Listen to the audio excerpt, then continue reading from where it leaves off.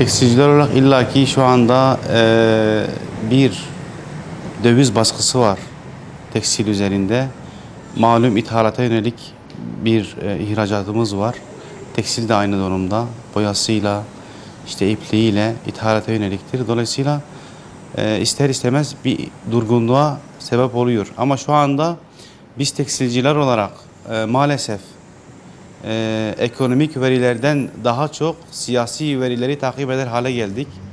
Çünkü bugün de bunun son meselesini işte dinliyoruz. Bütün esnaf şu anda oturmuş televizyonların karşısında çıkacak sonuca bağlı bir tavır takınacak. Artık üretime devam mı edecek yoksa durduracak mı? Ona göre bir tavır tutunacak. Bekliyoruz. Şu anki siyasi aktörlerin bir an önce devreye girmesi, özellikle Sayın Cumhurbaşkanımızın bu yeni sistemde daha etkin bir rol almasını talep ediyoruz. Dövize bir an önce gerekli müdahale yapmasını talep ediyoruz. Şu anda üretici doların yüksekliğinden dolayı ürettiği malın karşısına koyamıyor. Yani malı satıyor, mamulü satıyor, bir daha üretmek istiyor. Bu sefer sattığı fiyata üretemiyor. Asıl mesele bu. Yaklaşık 6 senedir bu işin içerisindeyim. Yani Türkiye'de 6 senedir sıkıntılı da olsa bazı güzel işler yaptık.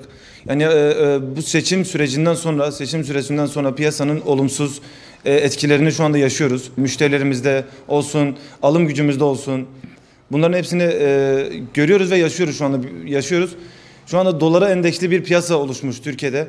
Yani Türkiye'de şu anda doların bir şekilde durdurulması gerekiyor. Bu durdurulmasa ciddi bir sıkıntıların oluşabileceğini görüyoruz.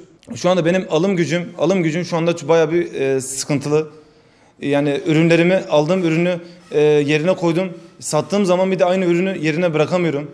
Hükümet yetkililerinin bir an önce bu döviz kurlarına müdahale etmesi gerekiyor. Eğer bu şekilde devam ederse Türkiye'de ciddi bir sıkıntı olabileceğini düşünüyoruz.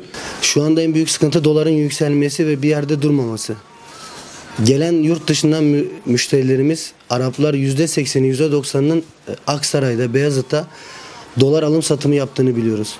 Yani mesela müşterilerimizle görüştüğümüzde doların burada yüksek olmasının sebebi burada al sat yaparak dolardan para kazanıyorlar.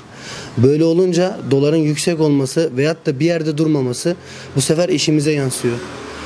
Ve bunun dışında her şey dolara endeksli olduğundan dolayı işte kumaşı olsun, ipliği olsun, işçi maaşı olsun vesaire buna benzer şeylerde hep artış var. Ama satışta hep dipteyiz. İç piyasa bu sene mesela hiç görmedik. Anadolu'dan eskiden bundan 2 sene öncelerinde işte geçen senelerde çok ciddi müşterilerimiz vardı. Bunların hiçbiri gelmiyor artık. Daha çok mesela bayram öncelerinde büyük hareketlilikler olurdu. Bakıyorsunuz piyasaya bomboş. Gene bunların hiçbirini görmedik. Bunların en büyük sebebi işte hep bu doların bir yerde durmaması. Yani sabit bir fiyatta kalmış olsa, atıyorum 5 liraysa 5 lira olarak kalsa, 4 liraysa 4 lira olarak kalsa, yani 5-10 kuruş artışlar çok etkilemez. Ama bu şekilde birden 5.300'e çıkması, işte birden 4.90'a inmesi, böyle ciddi iniş çıkışlar olduğu zaman bu sefer müşteriler ister istemez dolarlarını elinde tutuyor ya da al sat yapıyor. Abi tekstilin şu an genel sıkıntısı bir ara eleman problemi. Eleman yetişmiyor. Şu an mülteciler olmasa, Suriyeliler, Afganlar olmasa tekstil üretim durma noktasında. Bugün Zeytinburnu'ndayız, bir röportaj yapıyoruz. Zeytinburnu'ndaki bütün atölyelere bakın, İstanbul'daki atölyelere bakın, Anadolu'daki atölyelere bakın. Yani üretimin yapıldığı yerlerde Türk eleman görmeniz çok zor. Bunu açık ve net bir şekilde ifade edeyim yani.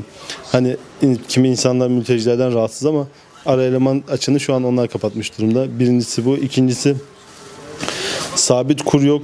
Kur çok hızlı yükseliyor. Son bir senede TL dolar karşısında %50 değer kaybetti. Bunu göz önünde bulundurup maliyet yapanlar bizim gibi. Şu an herkes kara kara ne yapacağını düşünüyor. Çünkü önünü göremiyorsun. Öncelikle sıkıntılarımız var. Ödeme sıkıntılarımız var. Bunun yanında dolar kuru sabit olmadığından dolayı müşteriler ödemelerini geciktiriyor, yapmıyorlar. Bu sorunun çözülmesi için öncelikle dolara yönelik yatırım değil, batıya yönelik yatırım değil, doğuya yönelik atılımların yapılması lazım. Buradan hükümete çağrımız şudur. Orta Doğu'yla ve özellikle Çin'le, Japonya'yla ilişkilerin geliştirilip ondan sonra ticaretin doğuya yönelik yapılması lazım ki Batı bundan bir ders alsın. Bu işin çözümünü biz burada görüyoruz.